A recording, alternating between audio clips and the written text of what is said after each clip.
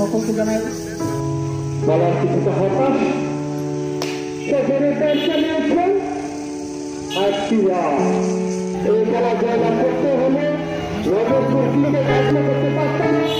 দেখা যাক আর মাত্র 4টি রান।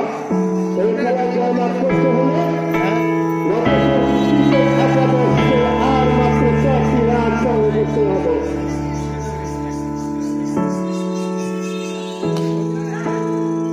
এবার কিন্তু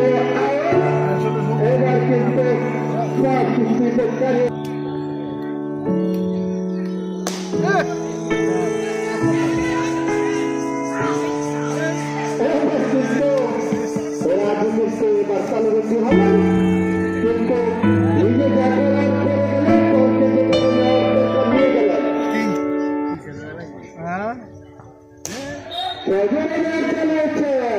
এবং সম্ভবত সীমানার বাইরে দিয়ে খেলা জয়লাভ করবে 4 হয়েছে।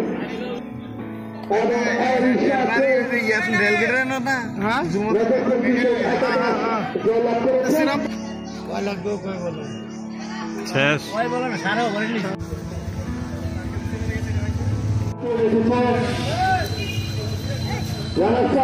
এবং চ্যাম্পিয়ন দুই দল অংশগ্রহণ করেছিল, শ্রীরামপুর একাদশ, নজরপুর একাদশ। তো খেলায় হার জিত থাকবে, এটাই স্বাভাবিক। এই জন্য কেন দূষণীয় কিছু না, যে আজকে হারছে আবার জিতবে, এটাই নিয়ম।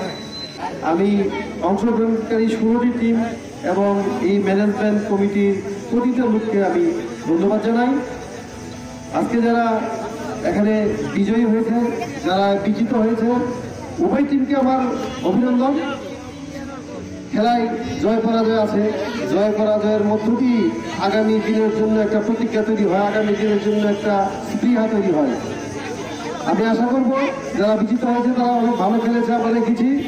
আগামীতে তারা আরও অদম্য স্পৃহা নিয়ে আগামী খেলায় জেতার জন্য এখন থেকে তৈরি হবেন।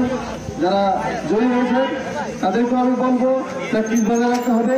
আমাদের উদ্দেশ্য কিন্তু শুধু একটা খেলা উপহার দেওয়া না, আমাদের একটা উদ্দেশ্য আছে, সেটা হলো এই খেলাধুলার মাধ্যমে যুব সমাজ যেন সকল অপসংস্কৃতি থেকে দূরে সরে এসে সব যুব সমাজ যেন আগামীর বাংলাদেশ গড়ার দায়িত্ব তাদের হাতে নিতে পারে, সেই জন্য প্রস্তুত হওয়া।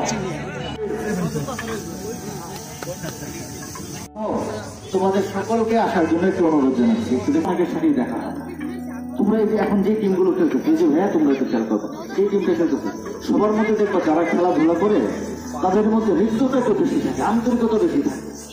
পুরো এলাকার মধ্যে সব ছেলেগুলো একরকম, আর যারা খেলাধুলা করে এদের মন মানসিকতা হলো একরকম।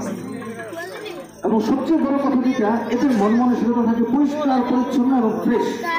যার কারণে ক্রিকেট বলো, ফুটবল বলো, যারা খেলাধুলার সাথে সংশ্লিষ্ট সমাজকে তারাই উন্নত করতে পারে, তাদের মাধ্যমে উন্নতি সম্ভব।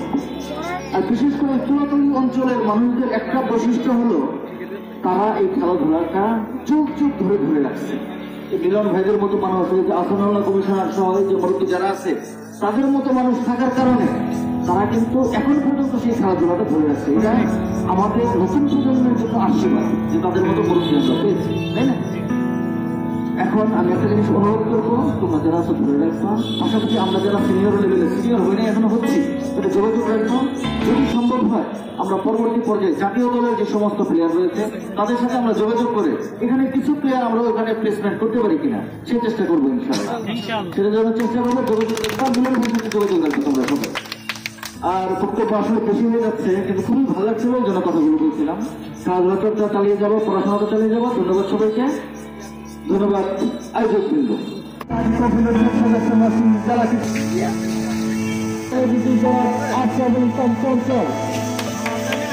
সম্মানিত করেছি এবং প্রাইজ মানি রয়েছে।